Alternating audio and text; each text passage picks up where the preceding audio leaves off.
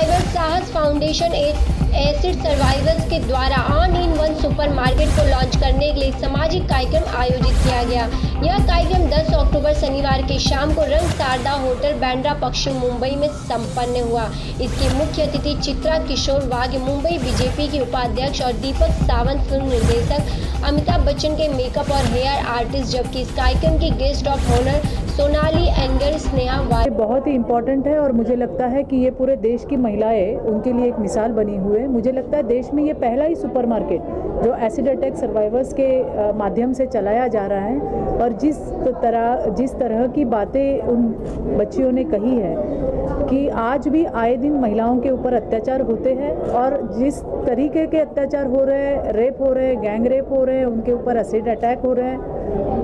जब ऐसी घटनाएं होती है तो ये रेप होना या इस प्रकार का एसिड अटैक होना ये सिर्फ उस महिला के शरीर के ऊपर नहीं होता, तो ये उसके पूरे ज़िंदगी के ऊपर होता है, उसके पूरे परिवार के ऊपर होता है और इसमें उसे हारना नहीं चाहिए। ये सीख आज दौलत ने उनके स्पीच में उन्होंने कही कि महिलाएं जो है वो अबला नहीं है, वो सबला है और इसका उत्तम उदाहरण आज का साहस फाउंडेशन के माध्यम से जो सुपरमार्केट चलाया गया वो है। और मैं चाहती हूँ कि ऐसी महिलाएं, ऐसे सुपरमार्केट्स हर राज्य में हो, हर प्रदेश में हो और इन महिलाओं के साथ भी जस्टिस होना बहुत ज़्यादा ज़रूरी है। जैसे उन्होंने कहा कि जिस प्रकार के एसिड अटैक हो रहे हैं उसमें इन बच्चियों की कोई गलती नहीं होती और इसके जो खर्चे हैं वो भी काफ़ी एक्सपेंसिव है, इनकी मेडिकल की ट्रीटमेंट भी है वो भी ज़्यादा खर्चीली है।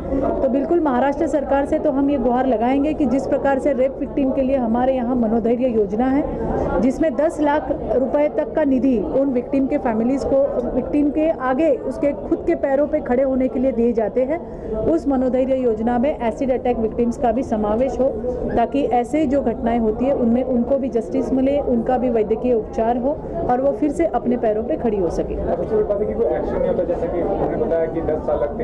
नहीं, बिल्कुल सही है। मुझे आज ये कहते हुए बेहद खुशी हो रही है कि एक तरफ में हम देख रहे हैं कि महिलाओं के ऊपर बढ़ते हुए अत्याचार और आज ही केंद्र सरकार की एक नई SOP आई है जो हमारे महिलाओं के लिए बहुत ज़्यादा ज़रूरी है। हमने देखा कि सुप्रीम कोर्ट की गाइडलाइन ये कहती है कि कोई महिला आपके पुलिस स्टेशन में कुछ तकरार करने आती है, कंप्लेंट करने आती है तो बिल्कुल तुरंत तभी वहाँ पे FIR हो। लेकिन क्या ऐसे FIR हो रहे देश में?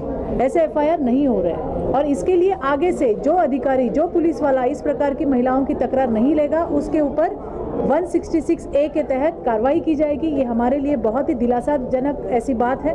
दूसरी सबसे बड़ी बात है कि जब इस प्रकार की घटनाएं होती है तो हमेशा इन्वेस्टिगेशन के नाम पे सालों निकल जाते हैं, लेकिन अभी आज की केंद्र सरकार की गाइडलाइन से 2 महीने के अंदर आपको बलात्कार की या जो भी महिलाओं के ऊपर होने वाले अत्याचार की जो है पूरी तफ्तीश 2 महीने के अंदर पूरी करनी है। मुझे लगता है कि ये हमारे लिए बहुत ही अच्छी बात है क्योंकि बहुत सारी घटनाएं हो रही है और अगर विक्टिम के माता पिता पुलिस स्टेशन जाते हैं तो बस वो यही कहते हैं कि भाई तपास चालू है, इन्वेस्टिगेशन चल रहा है, हमारी तफ्तीश चल रही है, लेकिन अभी ऐसे नहीं चलेगा।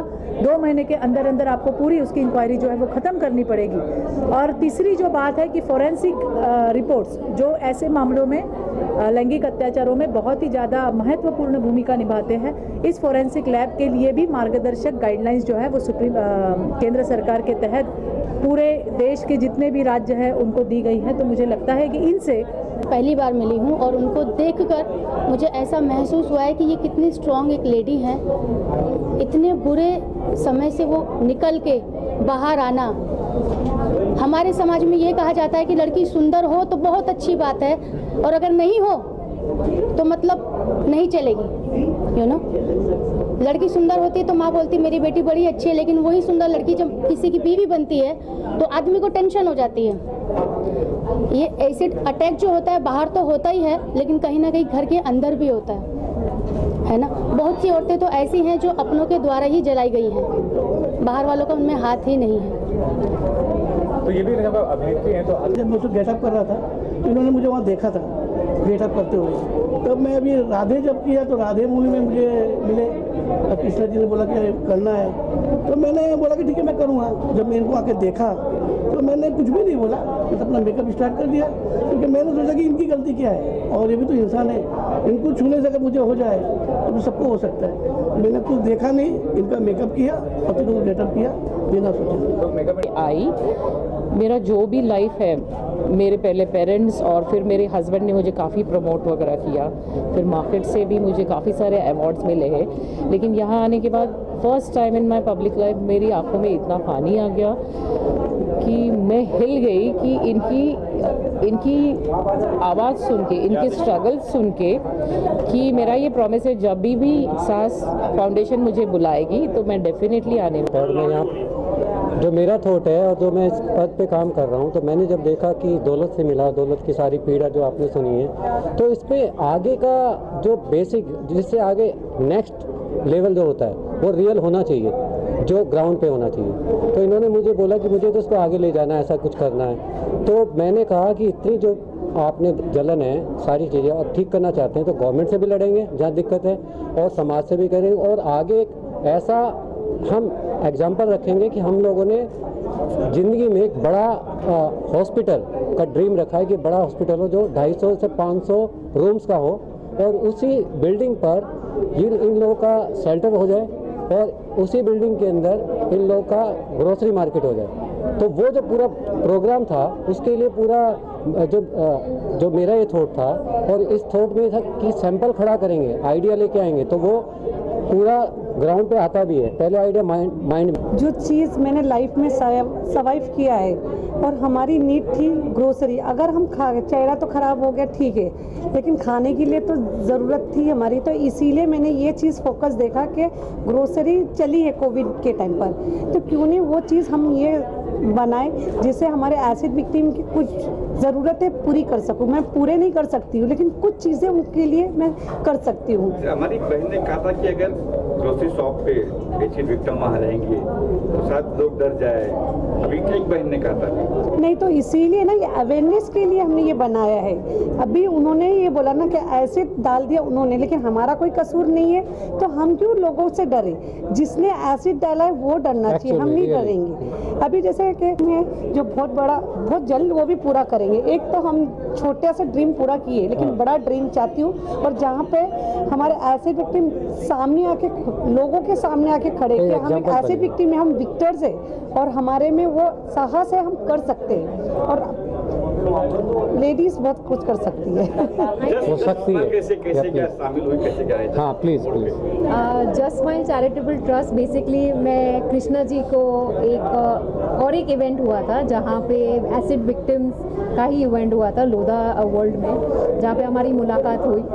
और उसके बाद उन्होंने हमेशा ध्यान रखा था कि मैडम का एनवायरनमेंट और एनिमल वेलफेयर में बहुत रुचि है। सो मेरी एक कंपनी है विच इज़ एनवायरो सॉल्यूशंस 360, जहाँ पे हम वेस्ट मैनेजमेंट सॉल्यूशंस का काम करते हैं, और उसमें हम गवर्नमेंट को इन्वॉल्व करते हैं। और ये जो समस्या है जहाँ पे हर जगह कचरा है और कचरा का कुछ रिसाइकल नहीं हो रहा है, so we have those kind of technologies जहाँ पे हम वेस्ट में से इलेक्ट्रिसिटी बनाते हैं, या वेस्ट में से ऑयल बनाते हैं, या वेस्ट में से बायोगैस या बायोडीजल, वैसी एक चीज़ कर रहे हैं। और just smile charitable trust is something close to me, because मेरा एक पेट था who passed away last year, उसकी मेमोरी में मैंने ये जस्ट स्माइल चैरिटेबल ट्रस्ट शुरू किया। और मैं सोच रही थी कि अगर मैं एक पशु को इतना चाह से संभाल सकती हूँ, लेकिन what about the street dogs? वो भी हमारे एनवायरनमेंट के पार्ट है, उनको खाना वो बना नहीं सकते,